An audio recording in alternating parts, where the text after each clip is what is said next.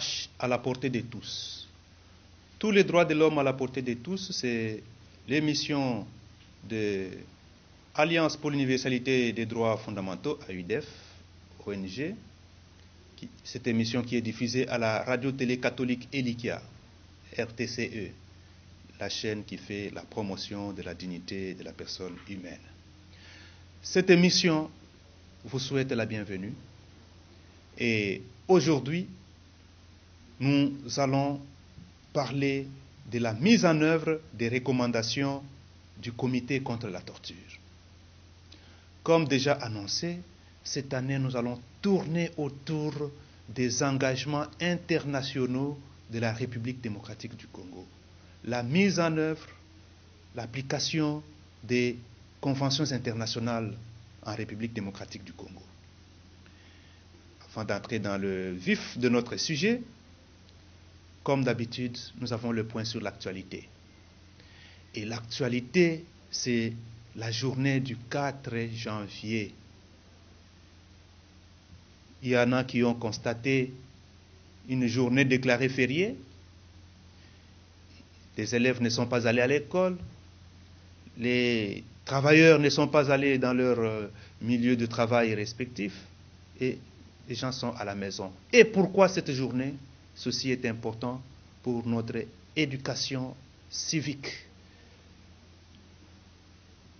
Notre pays, la République démocratique du Congo, à la date du 4 janvier 1959, avait connu de grandes manifestations.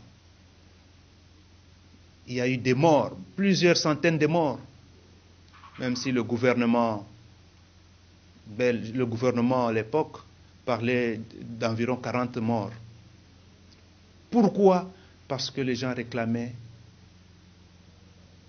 la restitution des décisions d'Accra. Au Ghana, il y a eu une grande conférence, un grand congrès, une grande réunion où l'on parlait de l'indépendance immédiate. Et les Congolais voulaient entendre parler de l'éducation, de l'indépendance immédiate. Entre-temps, du côté de martyrs, de l'IMCA sur Victoire, à cause des football, des matchs de football, il y a eu des réactions et la situation était devenue explosive. Les martyrs d'indépendance. Parce qu'après le 4 janvier 1959, les événements sont allés très vite jusqu'à ce que notre pays puisse accéder à son indépendance en 1960. C'est une très grande journée pour nous qui nous rappelle la souffrance des Congolais qui voulaient à tout prix obtenir l'indépendance.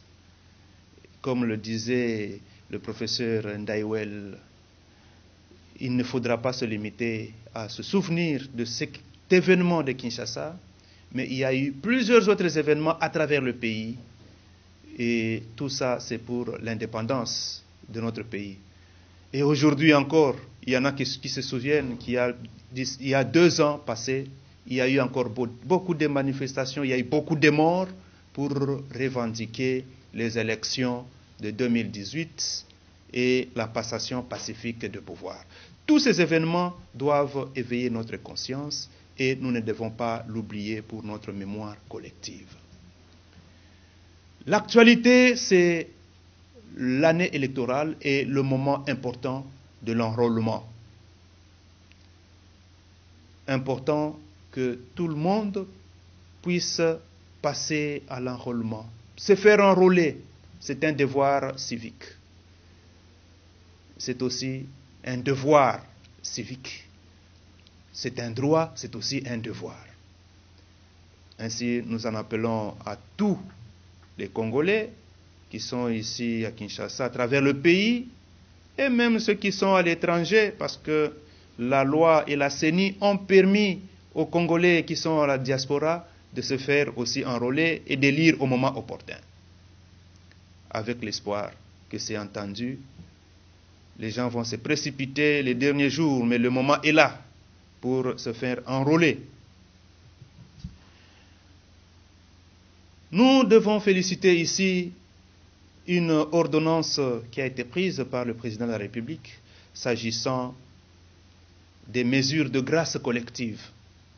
Cela arrive par moments que le chef de l'État, magistrat suprême, prennent une décision importante pour accorder mesures de grâce à certaines personnes, nommément individuellement ou mesures collectives.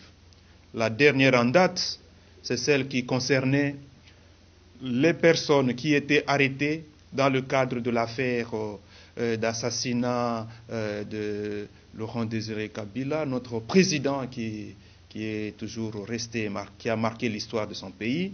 Et il est mort. Il y a eu des personnes qui ont été jugées et condamnées. Il y a eu des décisions à la Commission africaine qui ont déploré, stigmatisé la décision de la Cour d'ordre militaire, qui n'existait pas par ailleurs jusqu'à ce jour, matériellement.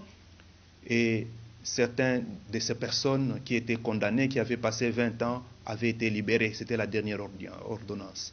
Maintenant encore, il y a une ordonnance qui concerne encore plusieurs personnes comme la fois passée.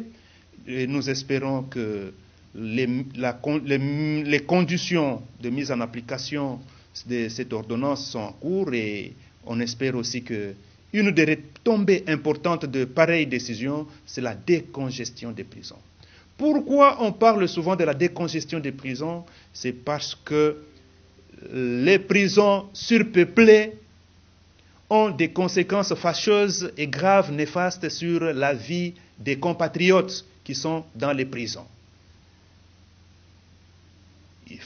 Alors que la Constitution et les lois de la République, ainsi que les conventions internationales ratifiées par notre pays, voudraient que les droits des personnes soient respectés même dans les lieux de détention. Voilà, cette ordonnance sera appliquée, plusieurs personnes vont bénéficier de cette mesure et ça contribuera aussi à la décongestion des prisons. Mais hélas, il y en a qui se disent pourquoi un accent particulier sur la décongestion des prisons, sur les mesures de clémence. Est-ce que c'est pour encourager la criminalité? Non et non. Là encore, nous rappelons et nous demandons à tout le monde de respecter les lois de la République. Et surtout les lois pénales, parce que quand vous avez violé la loi pénale, on peut vous arrêter. Enfin, nous sommes encore en train de parler de la situation de la guerre dans notre pays. À l'est de notre pays, la situation est à l'accalmie. C'est une bonne chose, mais on attend encore que ce soit une fin décisive et définitive de la guerre ou les conflits armés à l'est du pays. Et là, tout le monde a salué le rapport de l'ONU qui a constaté le soutien du M23 par le régime de Kigali.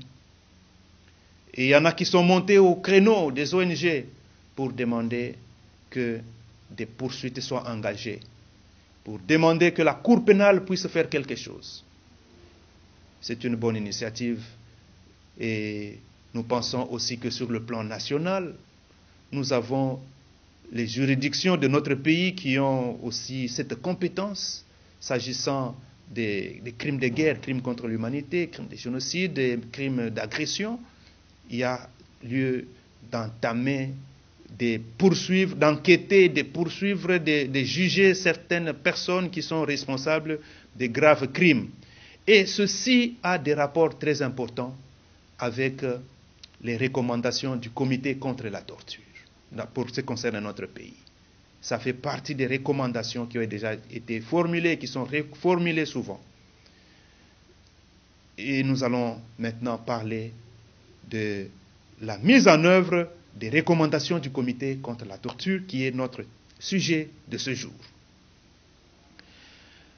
AUDEF, Alliance pour l'universalité des droits fondamentaux, Organisation mondiale contre la torture, SOS, IJM, ont effectué des études sur la mise en œuvre des recommandations du Comité contre la torture, en relevant au moins 4 axes pour que on puisse mettre en œuvre les recommandations du comité contre la torture.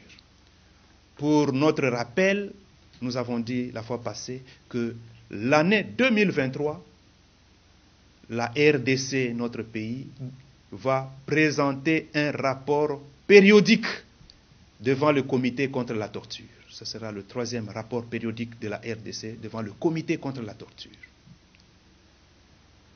Parce que le dernier rapport de 2019 avait été suivi par des recommandations. Et il y a des recommandations importantes pour notre pays, notamment le renforcement des capacités des institutions, le cadre législatif que notre pays devra adapter pour la mise en œuvre effective de la Convention des Nations Unies contre la torture et autres peines, traitements cruels, inhumains, dégradants. Et quelque chose a été fait? Oui. Parce que dans ce qui concerne le cadre législatif, on a demandé à la République démocratique du Congo de modifier sa loi portant criminalisation de la torture. Cette loi est mise en œuvre de manière timide. Elle n'est pas encore suffisamment connue et maîtrisée par plusieurs responsables d'application de loi.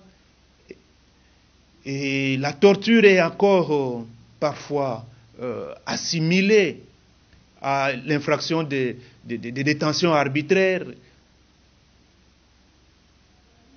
La torture, qui est cet acte qui consiste à infliger des douleurs atroces à toute personne pour infliger et pour obtenir des aveux, pour intimider ou faire intimider à la place d'une autre personne.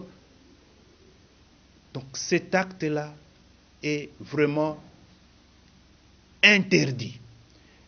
Et le comité contre la torture a demandé à la RDC de modifier cette loi. Pourquoi modifier? Parce que notre loi est très, très laconique. C'est une loi qui ne comporte que 2 articles. Et c'est une loi qui complète le décret de notre code pénal, qui est une loi aussi coloniale. Ça date de la colonisation. Ça date avant l'indépendance. Et il y a ces modifications importantes et la torture devient une infraction autonome. Mais l'application pose problème. Ici, le lieu d'en appeler à toutes les autorités qui ont la charge de l'application des lois pénales, de considérer vraiment la torture comme un acte, une infraction autonome et de sanctionner les auteurs. Il faudrait que la personne auteur de l'acte soit un agent de l'État, ou la personne commet l'infraction à l'instigation ou avec la connivence, la complicité d'un agent de l'État. Sinon, tous les actes horribles, odieux, si ce n'est pas un agent de l'État, ce sont des infractions qui sont aussi punissables, on va les sanctionner comme telles. Mais s'agissant de la torture, on voudrait bien que ce soit un agent de l'État ou en connivence avec d'autres personnes. Il y a lieu d'ajouter, de modifier cette loi et ajouter l'interdiction absolue de la torture. C'est-à-dire quoi? La torture est interdite dans toutes les circonstances possibles. C'est bien que notre Constitution ait déjà prévu cette interdiction absolue de la torture à travers l'article 61 de la Constitution. Là où on parle des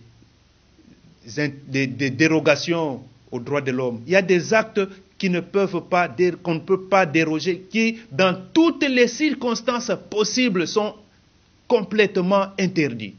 C'est notamment la torture, y compris aussi l'emprisonnement pour dette même si très souvent on arrête pour dette et on va dire abus de confiance. Mais si vraiment c'est une dette, il y a là une arrestation arbitraire. Parce que la Constitution interdit tout emprisonnement pour dette.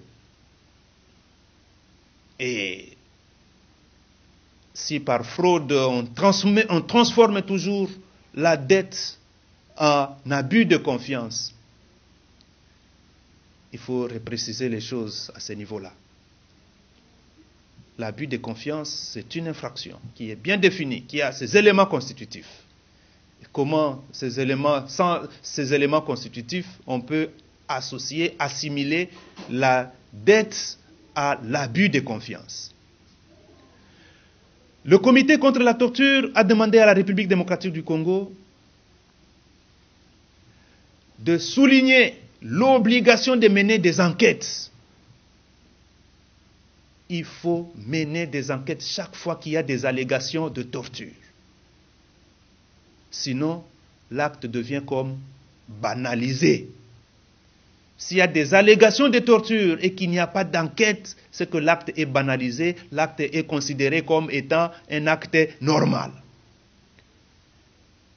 Dès qu'il y a des actes de torture qui sont déclarés, qui sont allégués, dès qu'il y a des enquêtes, dès qu'il y a des poursuites, c'est une façon de décourager cet acte.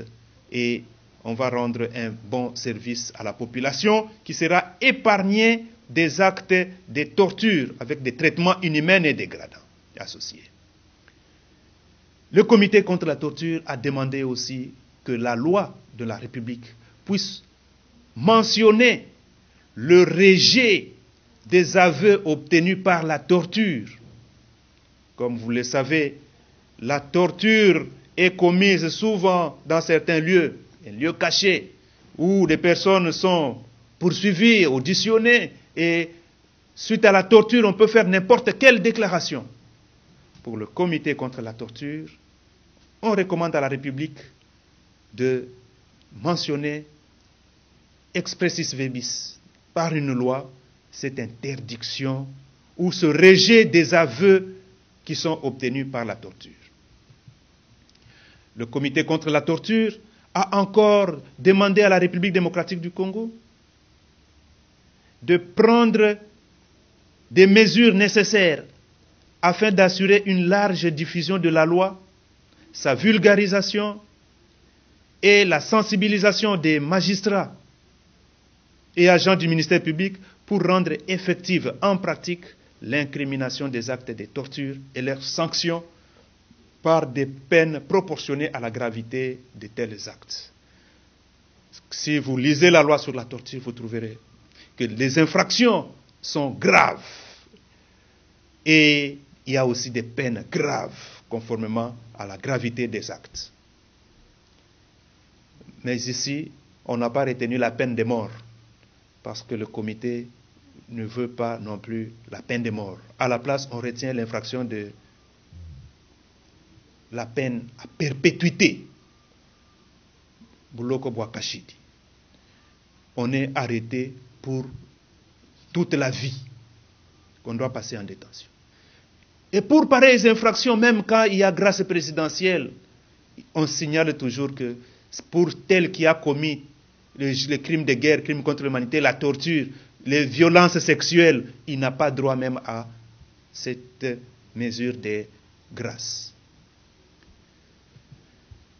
Et on a recommandé à la République démocratique du Congo la loi de protection des défenseurs des droits de l'homme. Là, c'est une bonne chose. Coup de chapeau pour notre Parlement, l'Assemblée nationale qui a commencé par adopter la proposition de loi. Maintenant, nous attendons la phase du Sénat. Si elle pourra aussi adopter cette loi, ça sera une des actions importantes pour leur législature. Il y a des législatures passées qui n'ont pas pu donner à la République cette loi. Et souvent, il y a des lois qui nous arrivent à la dernière minute de la législature, pendant que les députés, les honorables députés, sont en cafouillage pour les élections, on n'a plus le temps de voter des lois. Nous pensons qu'avec nos honorables députés, cette législature, cette loi sera adoptée d'ici la session de mars. Là, c'est encore un plaidoyer. La loi, on a demandé la loi relative modifiant l'ordonnance numéro 344 portant régime pénitentiaire. Là aussi, il y a une évolution. Nous espérons que le Sénat va finaliser. On a proposé aussi un cadre législatif et la pratique pour contrôler la régularité des détentions et la garde à vue. Donc là, c'est un problème de pratique. Les lois sont là. Le contrôle de la détention préventive. On a toujours dit que nous avons environ 70 personnes, des personnes qui sont en détention dans les prisons, c'est-à-dire les personnes qui attendent leur jugement. Elles sont les plus nombreuses. 70% des gens qui ne connaissent pas encore leur sort. Malheureusement, on trouve parmi ces gens, ceux qui sont arrêtés, plus de 6 mois passés, ne sont jamais présentés ni en chambre du conseil, ni devant leur juge naturel. Une année, personnes arrêtées depuis 1 année, 2 ans, 3 ans, et même plus, avec les dysfonctionnements du système judiciaire et de l'administration pénitentiaire, et même au niveau de parquet, les dossiers sont oubliés, les personnes sont oubliées, mais se trouvent toujours en détention. Et on encourage à la République et aux agents, aux responsables, de renforcer le contrôle et surtout le contrôle de l'autorité judiciaire. Au parquet, c'est une responsabilité. Et dans certains milieux, un dossier avec détenu, c'est un dossier qu'on traite avec célérité, c'est-à-dire rapidité. Mais si ces dossiers sont traités comme tous les autres dossiers, des dossiers civils ou autres, des personnes en détention, des personnes condamnées, ça pose problème. Si jamais celui qui a le dossier d'une personne qui est en détention plus de 6 mois, il ne peut rien faire pour faire avancer le dossier, si c'est lui-même qui tombe dans le coup, il va le regretter amèrement. Si c'est son frère, si c'est sa femme, si c'est quelqu'un de sa famille, il va le regretter. C'est une interpellation. Toute autorité a cette obligation de traiter avec célérité tous les dossiers concernant les personnes qui sont en détention. Régulariser la détention. C'est dans les 15 de 5 jours de mandat d'arrêt provisoire, la personne est présentée en chambre du conseil.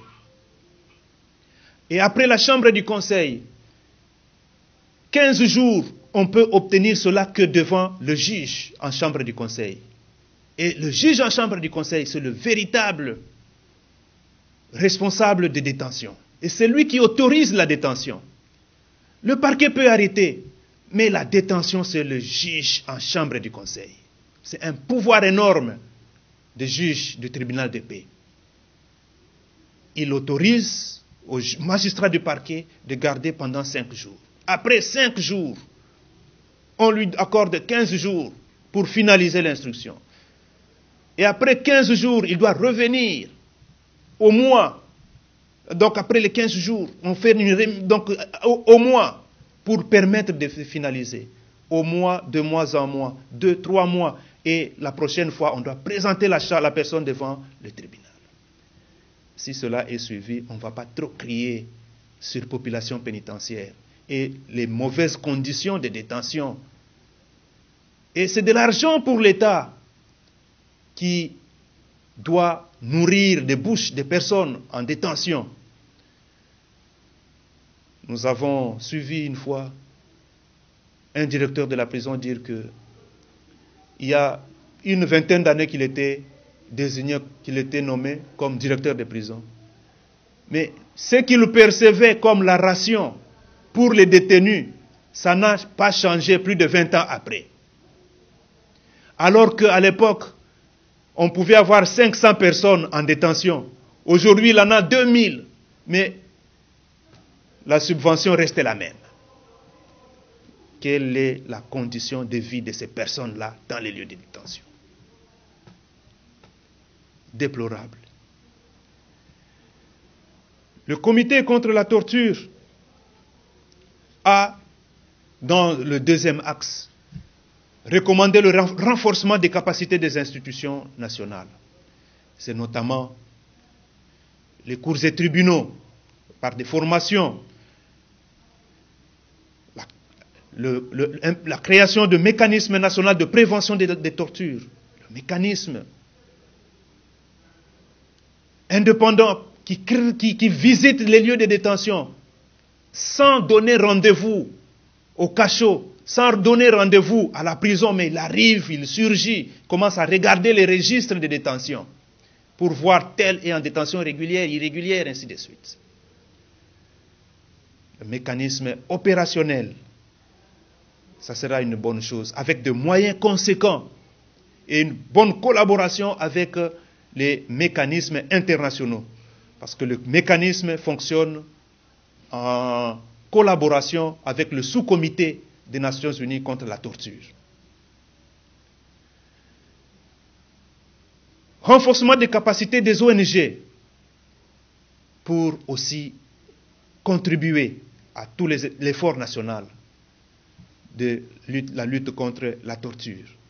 Coopération avec le Bureau conjoint des Nations Unies aux droits de l'homme, avec la Cour pénale internationale, avec le comité interministériel, avec la Croix-Rouge, le comité international, la Croix-Rouge, CICR, Croix-Rouge, collaboration avec les ONG, collaboration avec les procédures spéciales des Nations Unies.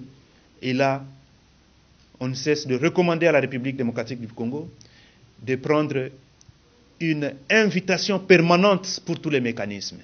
Ça peut faciliter et contribuer à la promotion des droits de l'homme. Et c'est parmi les indicateurs qui démontrent que le pays n'a rien à cacher, le pays est dans la voie normale pour la promotion et la protection des droits de l'homme. Dans le troisième axe, la détention préventive et garde à vue, c'est important. Voilà quelques recommandations importantes du Comité des Nations Unies contre la torture.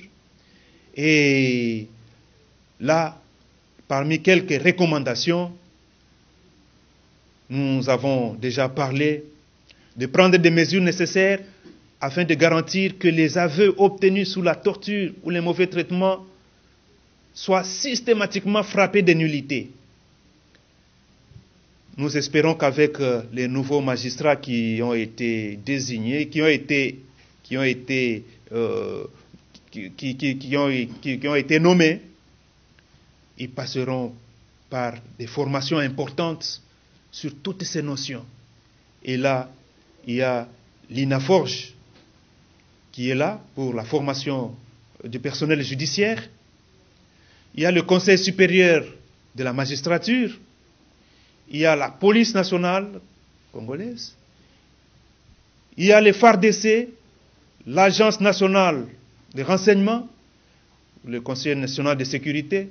Il y a aussi les barreaux qui peuvent faire en sorte que les recommandations du comité contre la torture soient suffisamment vulgarisées et qu'elles soient mises en œuvre, surtout par rapport à cette question de la torture et comment éviter ces actes de torture, comment poursuivre les auteurs de torture, comment décourager tout agent qui commet la torture. Le contrôle systématique de la durée des gardes à vue. En principe, on sait que la garde à vue a une durée de 48 heures. Mais dans les cachots, quelle est la situation? Des personnes sont arrêtées au-delà de 48 heures. 3 jours, 4 jours, 1 semaine. Dans certains milieux, on peut comprendre qu'il faut déplacer quelqu'un à 100 km. Et même dans la ville de Kinshasa, on peut se rendre compte qu'il y a des personnes qui sont arrêtées plus de 48 heures. Voilà pourquoi il est aussi recommandé à la population de dénoncer tous ces cas de détention des personnes au-delà de 48 heures devant les officiers de police judiciaire. Garantir que tous les détenus, quels que soient les chefs d'accusation retenus, disposent de toutes les garanties juridiques fondamentales dès le début de leur privation de liberté. C'est-à-dire quoi? Quelqu'un qui est arrêté par l'OPJ, il doit être informé le plus vite possible des motifs de son arrestation. Pourquoi il est arrêté? Quelles sont les accusations portées contre lui? Qui l'a accusé? Pour quel fait? Ainsi de suite. Là, la loi existe, c'est un problème de la pratique. Toute personne arrêtée doit bénéficier d'un accès confidentiel et sans délai avec un avocat indépendant. Et en particulier, le droit d'être entendu, d'être assisté par un avocat de son choix, tout au long de la procédure, même devant la phase préjuridictionnelle, même devant la police, la personne a le droit d'être assistée. Informer un membre de la famille ou toute personne de son choix, de son arrestation, ça fait partie des droits. Mais dans la pratique, qu'est-ce qu'on constate? Lorsque quelqu'un est arrêté, la première chose, c'est de bloquer le téléphone, qu'il n'ait plus de contact. Peut-être on évite. Il y en a qui prennent le téléphone pour recourir au trafic d'influence, même s'il a commis des infractions graves.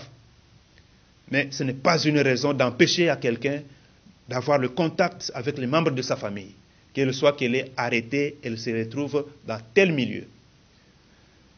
Une arrestation sans document et sans information des membres de famille, c'est ça qu'on appelle la disparition forcée. Il est recommandé aussi à la République démocratique du Congo d'adopter la Convention des Nations Unies contre les disparitions forcées. C'est aussi très important parce qu'il y a des cas qui viennent de jour en jour, des personnes qui sont portées disparues. Vérifier le respect dans la pratique des garanties juridiques et la stricte tenue des registres et la sanction de tout manquement en la matière. Tous les registres des OPJ dans les cachots, les registres à la prison sont à vérifier. Il y a des institutions, il y a des responsables qui visitent et qui regardent. Et même les ONG qui travaillent sur le mandat, ils peuvent demander et obtenir une vue de ces registres. Et un agent qui n'a pas de problème, qui fait correctement son travail, ne trouve pas d'inconvénient. Voilà. Nous allons entrer dans les profondeurs avec notre émission DH à la portée de tous. Tous les droits de l'homme à la portée de tous. Nous avons aujourd'hui touché à quelques questions d'actualité et nous avons insisté sur la mise en œuvre des recommandations du comité contre la torture. Vous aurez notre spot sur Stop Torture qui est recommandé et vous suivrez un petit morceau. Les recours excessifs à la détention préventive, le contraire au principe de la liberté dans un état de droit. Les recours excessifs à la détention sans contrôle de l'autorité est une violation des droits de l'homme. Les recours excessifs à la détention préventive est à la base de surpopulation pénitentiaire. AIDF plaide pour le respect de la liberté, qui est un principe, mais la détention est une exception. Selon l'article 17 de la Constitution, en RDC, autorité, contrôler la régularité de détention, citoyens et citoyennes. Dénoncer les détentions irrégulières arbitraire et illégale. Stop! Longue détention préventive est une forme de torture et inhumaine.